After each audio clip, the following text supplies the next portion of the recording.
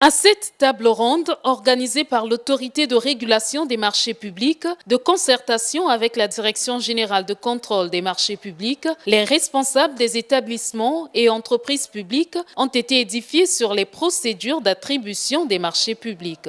Le Code des marchés publics et texte d'application issu de la réforme de 2009, à l'instar du Code des marchés publics de 1982, consacre et réaffirme la règle d'appel d'offres ouvert en principal mode de passation des marchés publics et le gré à gré une exception soumise à une autorisation préalable.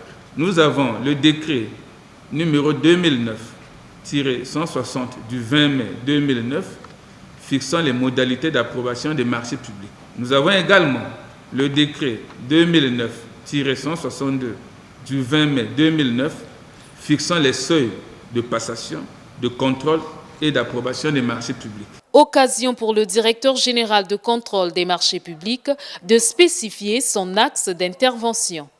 À quel moment la DGCMP va certifier un travail qui n'est pas mal fait ou qui n'est pas fait? La DGCMP ne peut pas le faire parce que la DGCMP n'intervient que dans les missions qui sont relatives au contrôle a priori. Le contrôle a priori, c'est de la passation jusqu'à l'attribution. De l'exécution et autres, c'est maintenant d'autres organes qui interviennent. Et c'est plus le maître d'ouvrage qui a la responsabilité d'assurer le contrôle de ces travaux. Cette table ronde qui a regroupé plus de 35 établissements et entreprises publiques s'est tenue sous le thème « Les marchés publics et le service public de l'État ».